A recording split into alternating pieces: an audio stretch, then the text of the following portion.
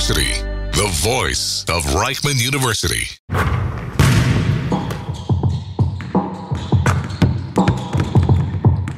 The Baseline. Stories from the court with Jonathan Rears and Nitzan Aron.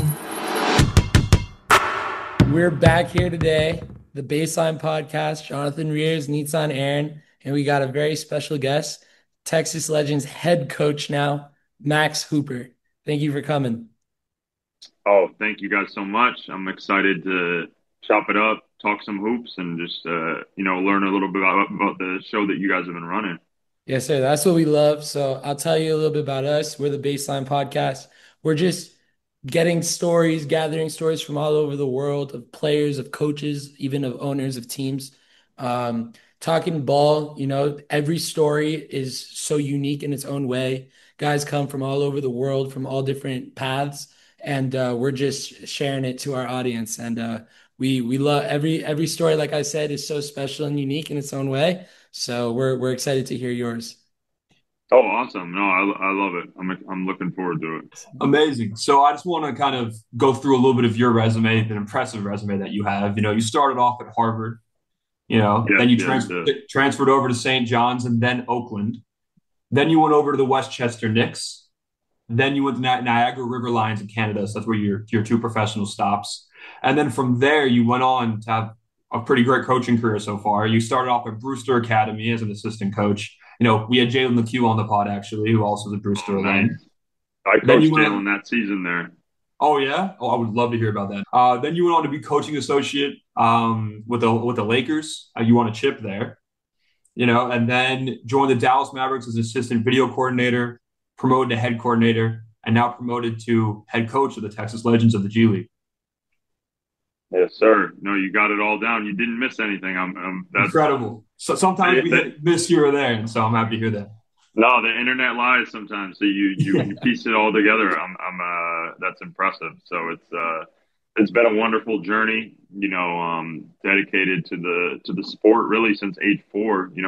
Everyone has that goal of playing in the NBA, and I feel like I gave everything I could to that, became a good college player, played at some level professionally. And I always knew I had the player development mindset. Like I kind of like called myself my own player development coach. Like I always put together a plan and always had these different ideas. And then on the other side of the thing, I always love to study the game and like try to learn how I can get an advantage as an individual player. And then, so it's like when you're thinking that way, you just kind of naturally stumble into coaching. You're going to coach. And I've seen the paths of these guys who are on the younger side who become head coaches, and the Joe Mazzulla's, the Will Hardys, the Charles Lees, these guys, they didn't pursue like a lengthy pro career because now they're able to build such a great foundation in their early and mid 20s. As they progress into their late 20s, now they're becoming player development coaches. Now they're getting out of the video room.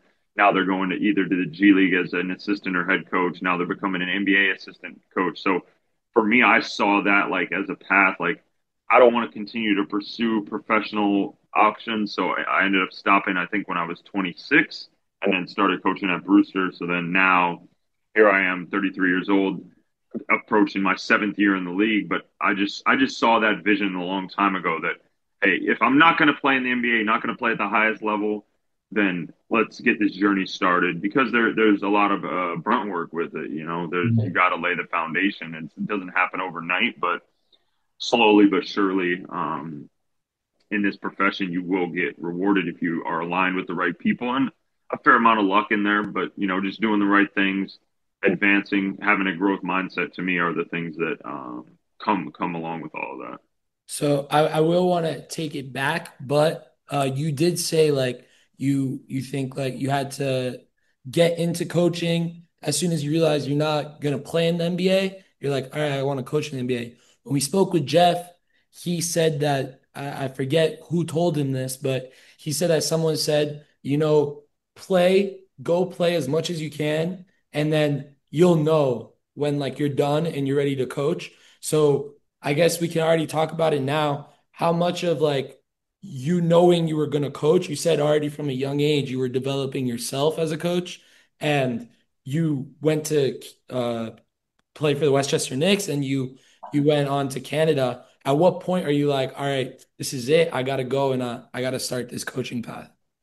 I think when you're a player, a big thing that helps you as a player is just being ignorant or naive about how good you are. And everyone believes I'm going to be the guy who was undrafted and make the NBA, and I'm going to do this and I'm going to do that. And that delusional mindset helps you advance because you end up shooting shots you shouldn't shoot or doing things you shouldn't do or playing in games you don't belong in. So that's that underdog mindset. That's that hungry, killer mindset you have to have as a player. And then also you have to be able to reflect and just like look realistically like, okay, like this isn't happening. So I think there's a balance between that. And that delusion made me take some of the shots I took in college and made me push the way as hard as I pushed in my workouts and made me, seek out all the different things that I sought out. But then ultimately, I went to the G League and, I got cut. So it was like the first like punch in the mouth kind of from like,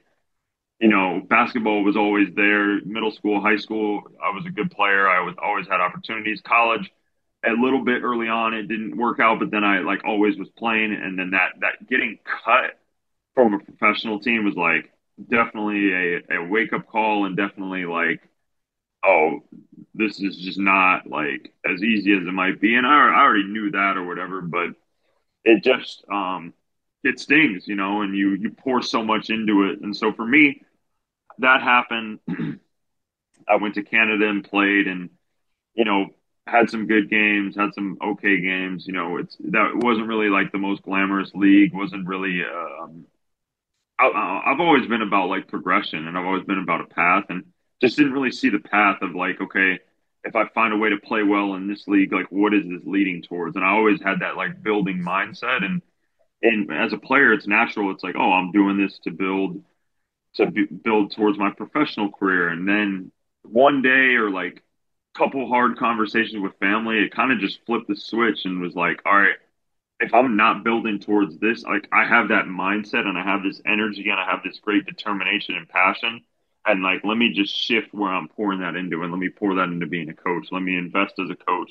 Let me invest in my skill set as a coach and leverage my playing career. But I'm not a player and like not just like think of, oh, I was a great 3-point shooter, so I should be a great 3-point shooting coach. Like it's much more deep than that. There's much more Right. to it than that. So I that's kind of feel, how I saw that transition.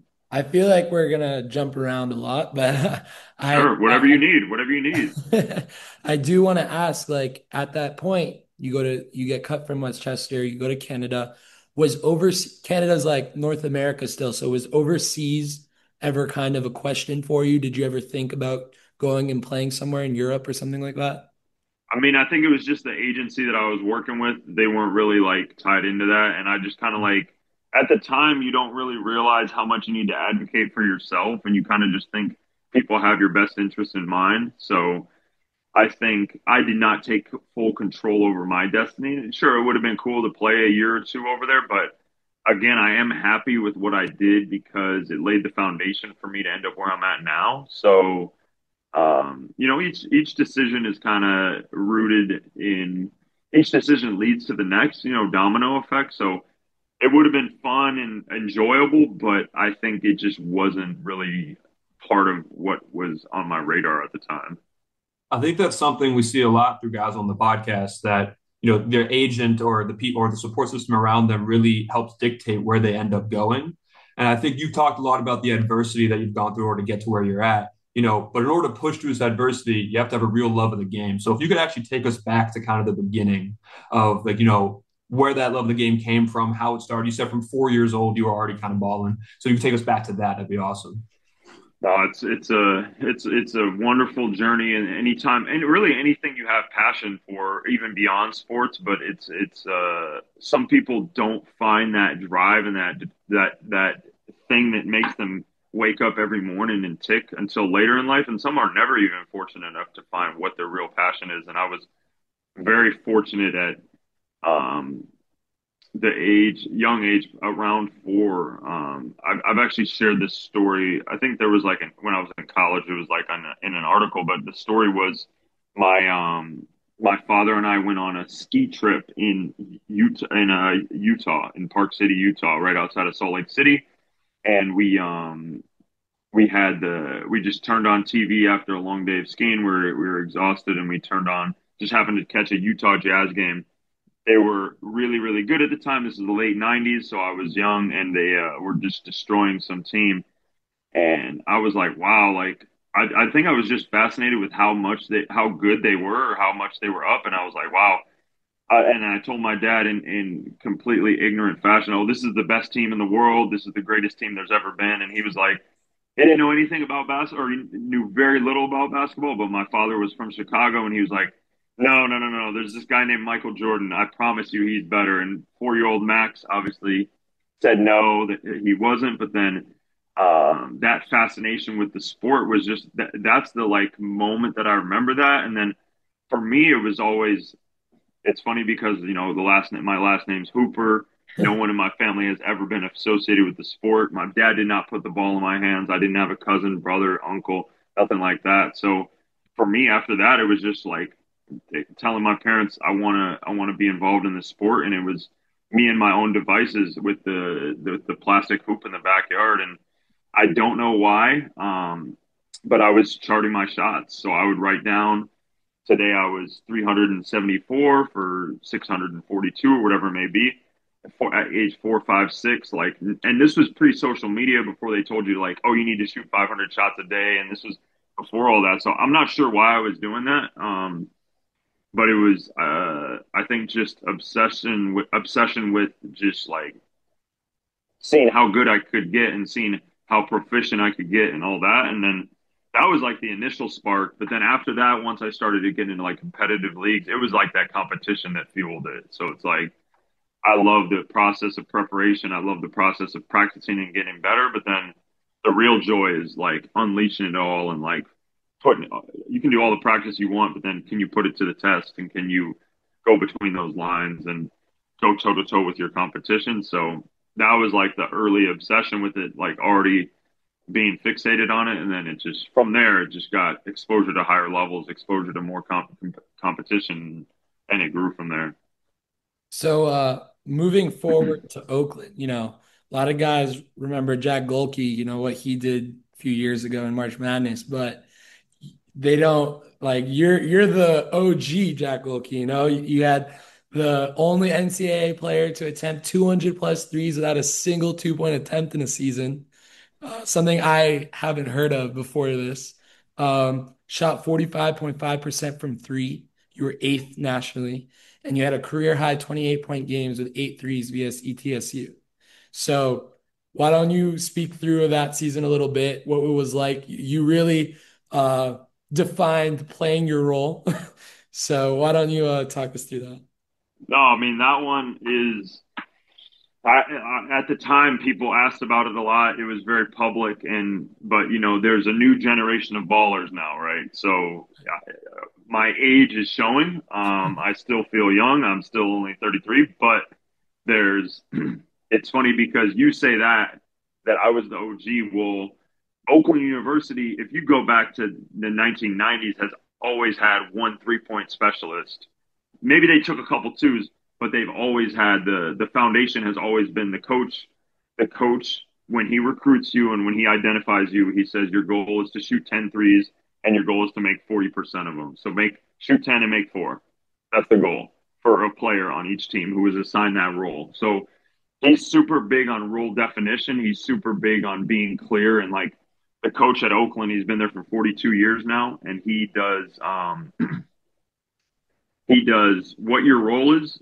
You don't deviate from that, and you do it at the highest level. So he enables the 3-point shooter shoots almost any three he can get off, and the post player, when he gets the ball in the post and he's one-on-one, he goes to work.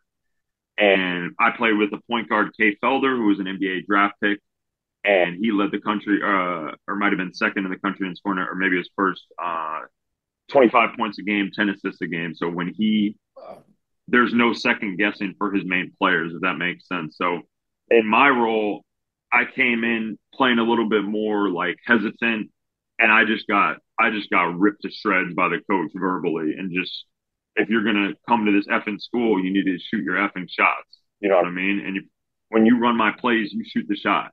So it was like, okay, like I got to squeeze these shots off. Like I got to get these shots up. And then that like bred ultimate confidence in me. But also it was like, my team was number one in the country in scoring. So we were a really, really strong offensive team. So I knew my role. My teammates knew how to screen for me. My point guard, Kay Felder, knew how to get me the ball. And then I was like, hey, these guys are good at this aspect of the game. I'm good at this aspect of the game. So we're just going to have that mutual respect. We're going to play off of each other. I'm going to use my gravity to create things for other guys, and I'm going to let them do the work. So, sure, was it extreme? Did I take it to the extreme and didn't enter the 3-point arc? But it was like, it's kind of a mix of all these things I'm talking about. Like the staff empowered me to just do what I wanted, like do my role and do it at a high level. My teammates were on the same page. As soon as they see me in transition, they know I'm not slashing to the rim. They know I'm drifting out to those corners. They know I'm running where I'm running to. They're not even throwing me the ball in the paint. Like they're letting me bump out to the three and they're getting me the ball. So they were on board. And then I guess I just didn't have big enough feet to ever get called for a two on the line, you know. So that's kind of how that went. And it was like, I mean, people kind of made fun of it or just had a good time with it. But for me, it was like, I mean, I'm shooting almost 8 threes a game at 45%. Like, let's just not change that, you know, like, let's stick with that. And then, but I was like, if people watch the clips, I'm doing it on the move. So I'm using all off ball actions. I'm using different types of screens. And now, boom, that creates opportunities for other players. So people could say it's one dimensional, but when you watch the clips and you see um, you know, just the way it churns things up and produces other shots. Oh, right. It was a part of this whole system. There's a lot of different ways to create space and like get your shot off. So I definitely agree with that. But that coaching style, did that kind of rub off on you in any way in your coaching style? I think it's to be determined because this is my first chance to be a head coach. I think giving the elite confidence to players is key because it makes them perform above the level that they're at. So my coach had a famous line. It was like, I want Max to be such a confident player and such a confident shooter that he feels like he can shoot the bow and arrow and shoot the apple off the top of my head.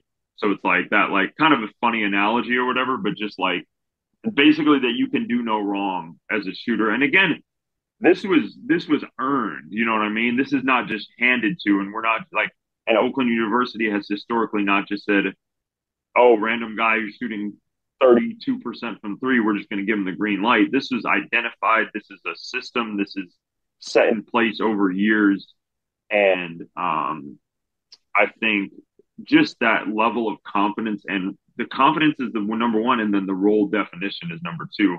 I want players to understand what their role is, and I want them to own that role, dominate that role, and excel in that role. And then if you show promise and you show, and number one, and number two, you put in the work, then now we can build on that role. But I want the team to have like this shared mindset of understanding this is player A's role, this is player B's role, this is player C's role.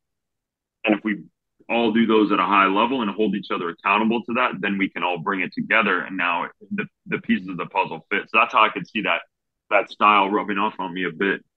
And that's like my coaching lens now coming on. You know, I remember watching Kay Felder and you play at Oakland, and it did really come across just on the screen that everyone had such a defined role and such a defined piece of the puzzle. And you played at Oakland, but before Oakland, you played at St. John's and at Harvard, which I'm assuming only had very different systems.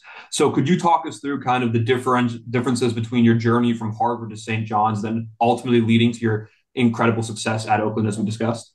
Yeah, I mean they're completely different because I guess my like position on the totem pole was completely different. Like at Harvard, we had a senior laden team, and I never even was playing at all. So I just had to sit back and watch and try to compete in practice, and you know like understand that I was walking into a winning program. They had all these winning habits, and now you reflect as an adult and you realize, yeah, that's why I wasn't ready to play. But at the time, you're pulling your hair out and you're driving yourself crazy thinking, you should be playing and the competitor in you, which is good at the time. But now I have the perspective that, hey, they already had this system in place. They already had their group, and I didn't really hold a place there. So there it was just development and learning and just like observing. And then once I left there and went to St. John's was I played a little bit, so played about just under 10 minutes a game and had like a very defined role as like come in and shoot one or two threes, and then if they go in, maybe it extends. If not, go back to the bench. So that kind of actually helped me with like the NBA mentality with some of these like 10th, 11th, 12th man shooters. Like in the NBA, you come in, you get that one shot, it doesn't go in.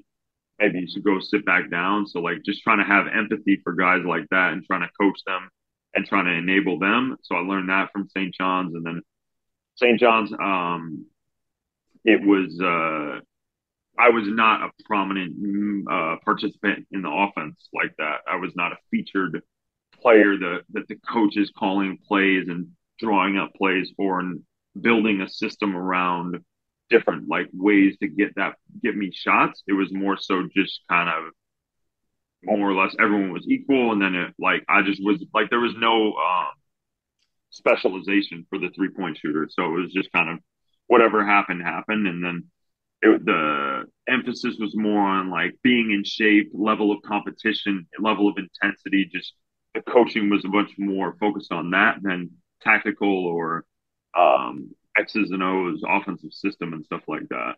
So you said St. John's, you were kind of like you come in for one or two shots and then you make them, you stay, you don't, you go to the bench. And then you said you have empathy for those 10th, 11th, 12th men on the NBA roster who have kind of the same role. How do you coach that? How do you like tell a player, hey, your role is you gotta go shoot one or two threes and you gotta make sure it goes in, right? And like if you're shooting above 35, 36% in the NBA, you're still like a pretty solid shooter. And that's 3 of 10 shots, right?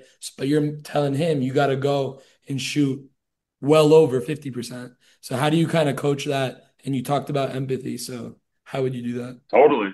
Totally. I mean, it's like you there's multiple ways. Number one for me is you structure the workouts where you're not shooting 10, 20, 30 shots in a set. You might have a player run around, you might have them play defense, and then they get one shot, make or miss, boom, you got to knock it down. So I've heard of stuff where people do it as extreme as just 7 shots in the total 30-minute workout. Um, yeah, so this was like more of like I think this is like a Steve Kerr thing as a player back in the day. He knew with Tim Duncan he was only going to get that one or two shots, so he would sip his orange juice, he would eat a banana, he would read the newspaper, and then he'd get one. If he missed it, sorry, buddy, go sit back down.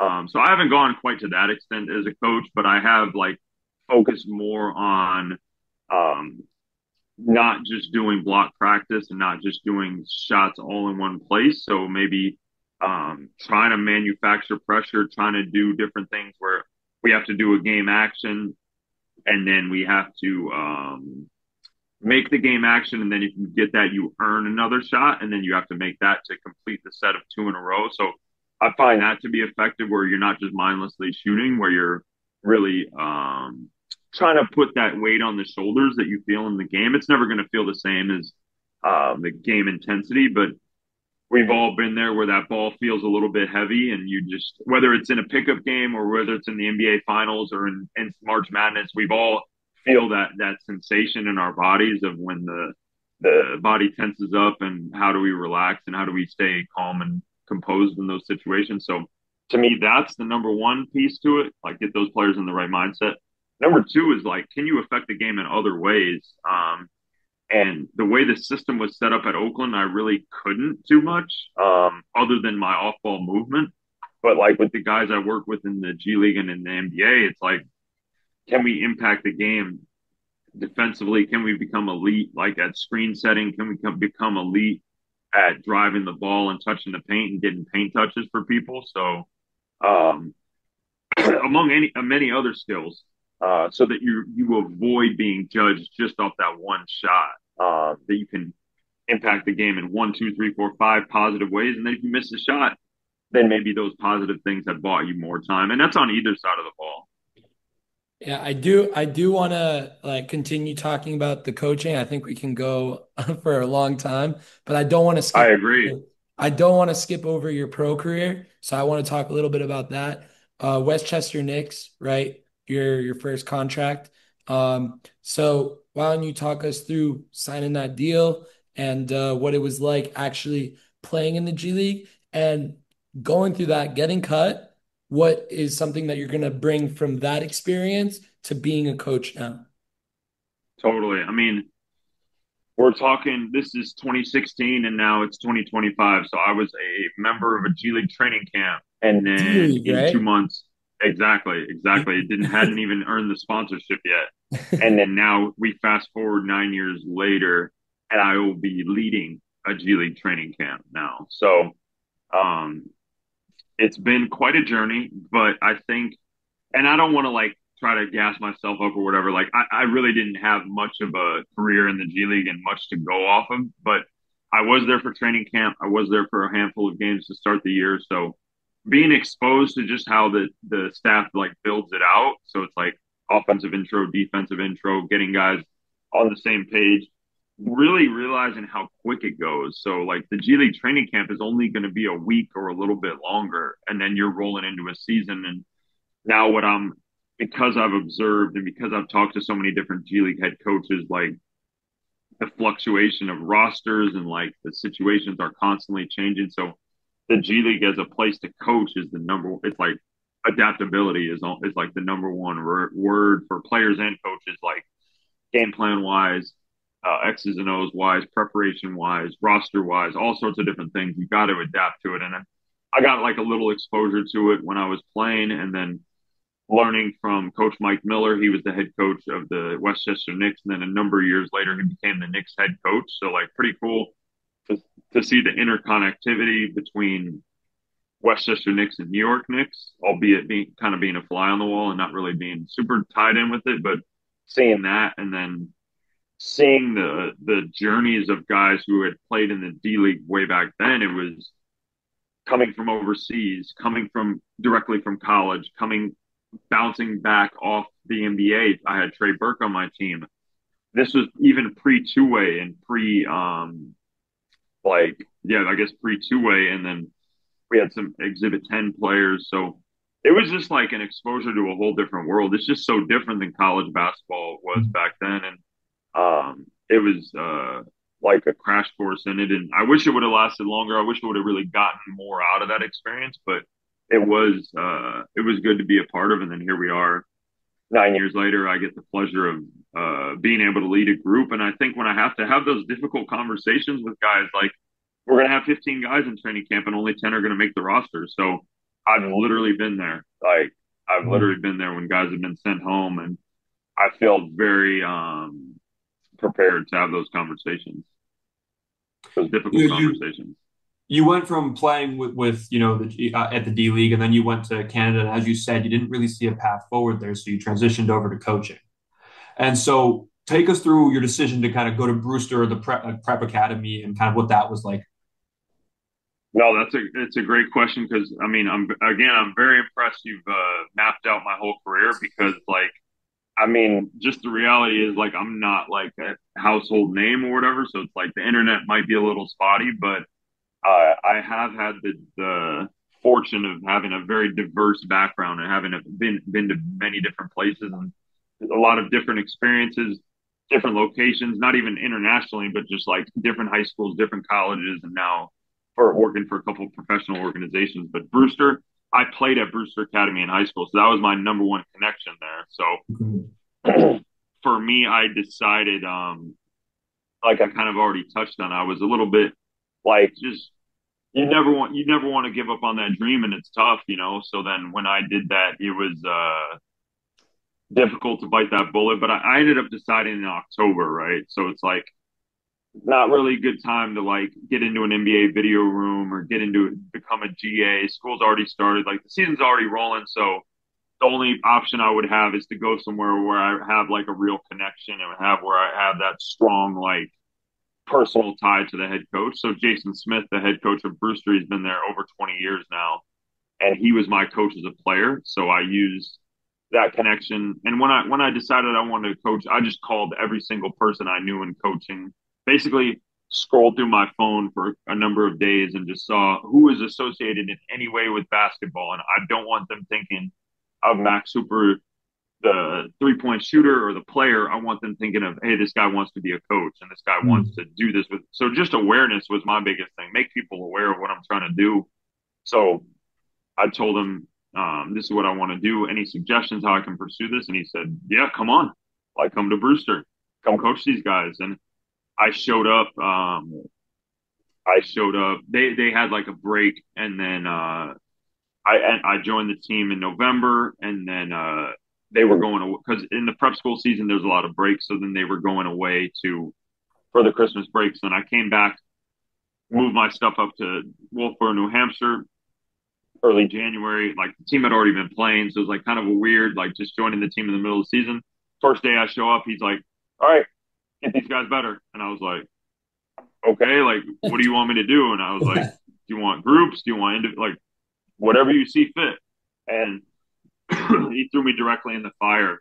And that was it's not like an organization where, oh, people are getting paid a lot of money, or there's so much, someone's back is against the wall where there's so much accountability. But he wants to win championships and he wants to win games, and he gave me super valuable reps and opportunities to start coaching, which comes slowly in the NBA. Like, you got to earn your keep in the NBA, and you don't get that from day one in the NBA until you put your resume up. So I got to work with Jalen LeCue. I got to work with Terrence Clark, who unfortunately passed, but would have been well involved in professional basketball and would have been a really good player. I got to work with Kai Jones, who was a first-round pick, who I coached this season with the Mavs. So I got to work with some really, really high-level players, among others. There's plenty of other guys. I can mention all their names, but that was like day one. That was my opportunity. So you talk about working with these guys, and you also played there as a player at a prep school. And prep schools in general, you go there for a year, maybe two, and you're prepping, right, to go play Division I basketball at most levels. So as a coach, coaching these guys who are going to be there for the one season, how are you able to coach them and kind of leave a print on their career? I think like individualization and personalization, like skill development. Again, how did I start this conversation? I said, oh, I was my own skill development coach, so I started to apply all the principles that I uncovered. And then I had some great coaches, don't get me wrong. I had some guys who really helped me develop as a player, but I think I was the one who was tying it all together. I was the one who was, like, again, personalizing it, right? So people can do different drills, people can have different systems, philosophies, fundamentals, but really, really tailoring it to how it translates to your game and what you're going to do in games, in your role. So I tried to incorporate that mindset right away. Like, this is prep school, so that this is not the NBA where you got 12 coaches who are just like at your beck and call, like ready to get you better on a day-to-day basis. That's like, we have a system of that with the Mavs. Like, we are in the gym every day working with these dudes, and prep school was just me. Like, the head coach would help, and we had another assistant coach who would help, but like, I was like building these dudes out. So like, I would learn each player's schedule and learn when they had a free period. Boom, we go straight to the gym. We're working out. We're doing small groups. We're doing games of one-on-one, games of two-on-two. We're doing shooting competitions. Like, I was just literally just like, whenever anyone can get it. I was in Wolfboro, New Hampshire. I guess she was my girlfriend at the time, but my now wife was nowhere near Wolfboro, New Hampshire. So I was just all in on hoops. You go from Brewster Prep School, and the following season, 2019, you start working with the Lakers. Why go straight to NBA, and why not kind of maybe like work a little bit with college or universities? I think it was just desire to work with the best in the world, and again, like, I didn't know where it would lead to, but I had like a blueprint in my mind of how it's kind of played out. Like, I saw those people who excelled as like young coaches who could still get on the floor, but then also who wanted to learn the X's and O's, learn video. So I saw that as like a way to progress. And again, it's not like it could have been like, oh yeah, in year 7 I'll be a G League head coach, but I saw the path of let me still like again, I'm still 26, I'm still 27. Like I can still get out here and run around and play, but then hey, if you want me to do a 200 clip edit on pick and roll defense, like I can do that as well. Like I can nerd out on the X's and O's, and I can try to play with NBA players. Like I can do a little bit of both. So I saw that as a perfect fit. Like, and now that I look back and know how NBA video rooms are structured and know how those guys are valued, I think it was the right decision because that type of candidate really those are the candidates I'm looking for now. Like when we're hiring for video coordinator positions or entry level positions, but it it was a really, really good first step. And I credit one of my mentors in this profession and one of the guys who I spent a lot of time around is Miles Simon. He was an assistant coach, been the South Bay Lakers head coach, been an assistant coach for Phoenix Suns, held various titles, but he was the one who even told me about like the entry level position for the Lakers. He was on the staff at the time, put in a good recommendation for me. And now, that opportunity is what introduced me to Jason Kidd. And then when Jason Kidd came to the Mavs is when I came over as well. So you never know how each opportunity is going to lead to the next one. And then that one led to this and led to multiple promotions within the Mavs organization. So it's been again, like a wonderful journey, with all of that. And I think Los Angeles Lakers, LeBron James, Anthony Davis, in your first real coaching gig, I don't know if it can get much better than that. So you paid your dues kind of, with the Lakers and then also working in the video room. And then from there, you make this incredible jump over to being the head coach of a G League team. So kind of, can you walk us through the process of how that happened and also just how it felt to make that jump and almost see a lot of your dreams come to fruition with your coaching? No, it's been great. So the beauty of that is the Mavs have set it up where they want to promote from within. They want to develop talent. The previous head coach was Jordan Sears, who was the previous head video coordinator. So like the path is already in place. But it comes down to the coaching staff and front office empowering that. Because sure, they could go hire someone from the outside who has more NBA experience, or they can do these different things, but they've chosen not to. They've wanted to foster that. That's the one that's more public, but like people wouldn't even know. But two of my assistant coaches this year are going to be former Mavs video coordinators, and two of the Mavs video coordinators are going to be former Texas Legends player development and video coaches. So we've built that synergy, and myself and Jordan Sears, the former G League head coach, are like the two prime examples of that internal development. So an organization that wants to do that, like I'm so on board with that. I'm so on board to pour into that because there's opportunities like that and it can unlock opportunities in your career. So it's not like my mindset is always I'm looking outside for the next gig. I'm like, oh well, do well in my role, and the next gig is within my own organization. So I think it's really cool that the Mavs have done it that way, but then also it's keeping homegrown talent in the mix, and it promotes synergy, it promotes connectivity, and it's a really cool thing, I think, overall. Even as a business, if you think about it, it's like you want to work harder for that company if there's room to grow there. And they made that clear to you, and you're going to put all your efforts into that. So I love to hear that. And then you also worked as a head coach, or not a head coach, sorry, you were on the coaching staff for the summer league for the past 2 seasons. And you worked with Jared Dudley, and a bunch of different guys, and obviously this summer with Cooper Flag. So why don't you talk us through those 2 summers? Yeah, I think that's the one thing the internet got wrong. I think this was my fourth summer league, if I'm not Oh, wow. mistaken.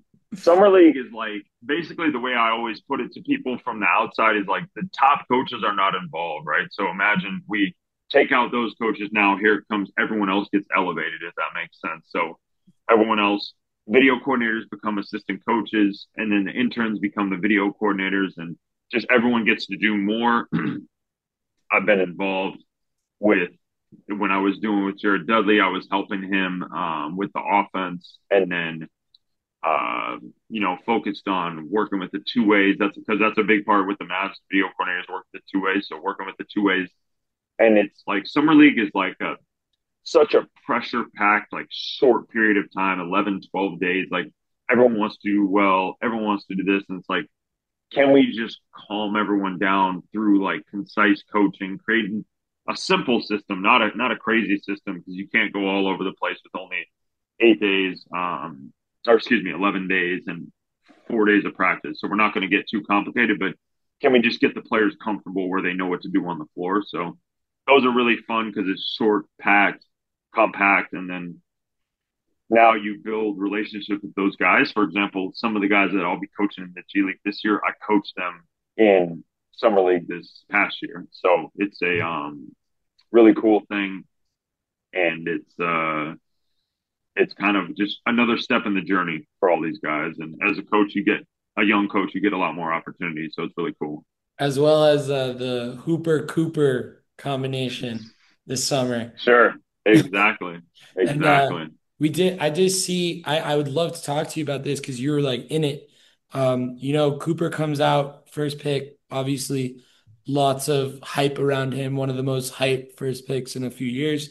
And he comes out to the summer league and he's like giving it his all, jumping from the free throw line, trying to dunk on someone. How do you guys kind of uh, talk with the head coaching staff of the Mavs?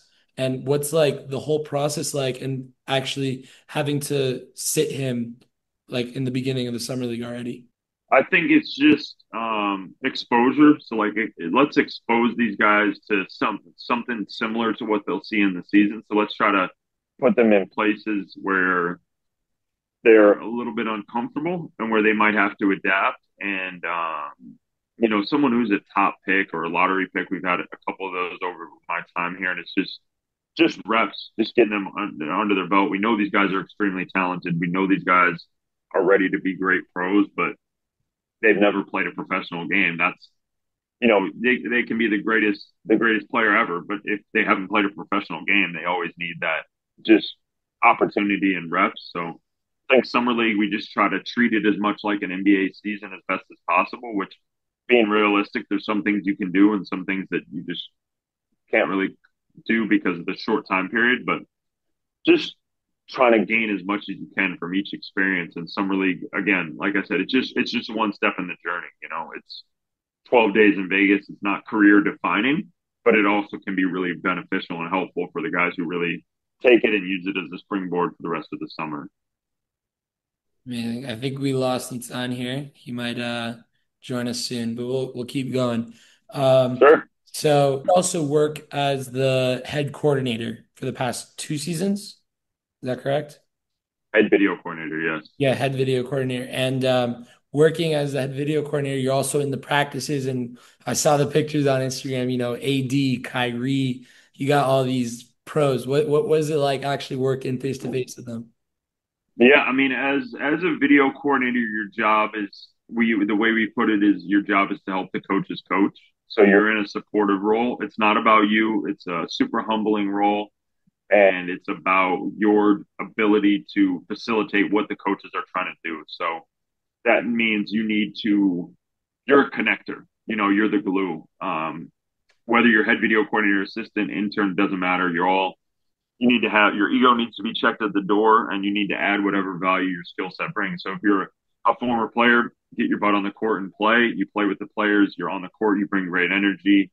If you're not so much a former player, you own the operational things of practice. You do the clock. You do wipe the floor. You're always rebounding. You're always counting. You're always making sure the players have water. The players have towels. So we're here to serve and to help these people just simplify everything so that the coaches have all the clips they need. The coaches have all the games that they need. You get accustomed to a coach's style and you just kind of adapt and learn what he wants so he can present the scout to the team. And then when you show some promise in those roles, then comes, okay, now you get to work with one of the two-way players. Okay, you get to do one of the scouts in front of the team. Okay, you get to write the scouting report and present the prepare it for the players. So it's like a slow but surely process, but it's like I look at it as almost like the equivalent of doing a grad assistant in the NBA. I look at it as like doing a master's degree in any other profession. It's a foundation. It's you're doing your like learning and theoretical, and then once you become a coach, now it's practical. Right now, you're putting it into practice. This is real. This is not.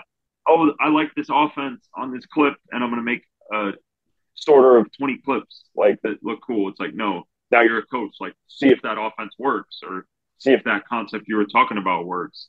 So as a video coordinator, I feel like you're accumulating all these experiences and you're just trying to soak up as much knowledge as possible.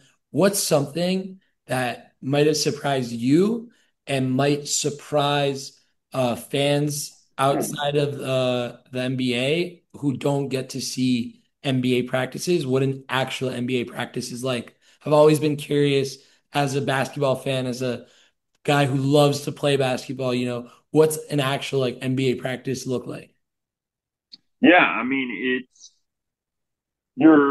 depends. Well, number one, it depends on what time of year it is. So preseason, you're building your system, you're installing, you're teaching, you're instructing, you're explaining. This is how we build our transition defense. This is how we build our pick and roll defense. This is how we build our half court defense. When a player does this, you do this. It's introduction. That's you lay the foundation, both sides of the ball, and start to put guys in positions they'll be in. So foundational development. And then it's as a coach, you're tinkering with combinations. Okay, today we want to see player X play with player Y. Let's work on that combination. As coaches, let's go behind the scenes and try to facilitate this relationship. Get these two players to collaborate in a way that is our vision that we think this could be good. So that's your preseason. That's early on in the season. Then throughout the season, it's maintenance, right? The best ability is availability. So being right. Healthy, and the NBA schedule is so packed with games, so that your true practice time is very limited. But can you still get on the court and get things done? So it's the ability to tap into the mental side of things. So it's doing walkthroughs. It's doing short, quick, efficient preparations for games and cleaning up if there's different defensive concepts we're struggling with defensively. Can you clean those up? If there's something offensively that we need to fix, can we go through that on the court, be efficient? And then a big thing is just like we call it like being a pro. So it's like a pro as a player, you own your development, you own what you need. And one day it might be that you need to go get treatment, you need to go get in that cold tub, you need to go get massage therapy. Another day it might be you need to get 200 jumpers up. So it's knowing what your body needs at that point in the season. And then we do have some, or go ahead. It's tough because you say like you got to be a pro, and also the Mavs, they play deep, right? So probably 8-9 guys, they got to get their rest, and they're tired from playing 82 games in a season, long season, like you said. How do you, besides for letting the guys do their own thing, how do you also coach those 9th man, 10th man, 11th man, 12th man on the roster and like make sure that they also get their reps in? Well, that's what I was just about to get to. The next thing is on the days where you don't have a game, we call it the bump, the low minute run. So you might have 5-6 NBA players, you might have a couple two ways, and then sure enough, your video coordinators are the ones that get thrown out there with the players. So the video coordinators' resumes pale in comparison to any of these guys. But one of the things that I can do is shoot the ball with those guys. So the players always, it honestly, on the dog days of the season, it is a fun day when a video coordinator scores a few buckets and then everyone's energy kind of rises, and it does become a bit of a joke. But hey, if you leave me in that corner, man, I'm going to make you pay. So like, it's not about me. We're all humble. We're all here. We know let's get these guys reps. Yeah, but you gotta show them what's up every now and then. Hey, when they leave that corner, and also like it's on the players to make the corner pass. Like if the guy's open, throw it to him. And what would a player do? A player would shoot it. So, if I don't have the shot, I just pass it back to him. But every once in a while. I've had my fair share of days where I get to knock them down. And in all seriousness, it really does help because I think if we've all like been a part of really like basketball or anything, there is that monotony. There is the repetitiveness of the season, and that sometimes you need that energy where a video coordinator comes in and gets a big rebound and then kicks it out, and then another video coordinator knocks down a three. Everyone's cheering. The sideline, they're going crazy. So it becomes fun, becomes fuels that competition. And then again, to your point, to the 10th, 11th, 12th, 13th, 14th man, keeping those guys engaged because the NBA goes quick, right? Player goes down, player's injured, a trade happens, guys got to be ready to go, ready to play when it really matters. So those games are crucial. Those games, the pickup games that we've done have won us games because the guys have been ready to play either the next day or just later down the line, they've been ready to play. What's some advice that you would give to a younger guy coming up, a guy who maybe has some coaching aspirations like you did? I think what it is the big thing that I look at is like awareness, like so letting your basketball. If you've played basketball at any through high school, college, and or even fortunate enough to play pros, you've built up such a network that you might not even be super aware of, or that might have just came organically. So it's like make all those people aware of what you're trying to do, and then lean on. I've always thought of this as a player, like, and I learned this by going to Oakland. It's like go where you're wanted. So if someone has a coaching opportunity, regardless of level, like don't be picky. Like if it's Division 1, if it's NBA, G League, Division 2, whatever it may be, just start coaching, like start activating that part of your skill set. And then from there, it's about connection with people. It's about people trusting you to, if Coach A trusts you and goes to Team B, then Coach A will probably bring you. You know what I mean? So it's like, it's about building that trust. And people say it's about relationships. I think it's about like professional trust because I don't want to coach with my buddies. I want to coach with people who are true like warriors in the game with me, who I know, and we can be friends, but it's not about it's work first. It's that foundation of professional trust, and then from there the friendship can build. But this is our job. This is our livelihood. So it's about how can we give ourselves the most competitive staff and like what can be the best fit. So I think making people aware of what you want to do, that's how you get, if you want to get into the profession. And then as a young professional, it's about being humble. It's about being open-minded and like being a sponge and learning everything you can, and then learning, okay, how do I fit into this? Like, what is my best skill set? Do I excel as player development? Am I going to have an eye for X's and O's? Am I going to, what aspect of the game am I going to like? We want our shooters shooting, right? We want our ball handlers bringing the ball up. We want our bigs protecting the rim. Same with coaches, like focus on what you do best and like build that niche and excel in that role. And then from there, you can expand, do different things and build up more from there. I mean, 1,000%. I think that's good life advice as well. So I agree. I agree. Sports can teach you a lot. I appreciate it, man. We appreciate your time. Like, really, thank you for coming on, and best of luck this year. We're looking to see the Texas Legends take the whole chip this year. So, hey, it'll be a fun journey. It'll be a fun journey. I'm really looking forward to it. so thank you, Max. We really appreciate it. Appreciate you.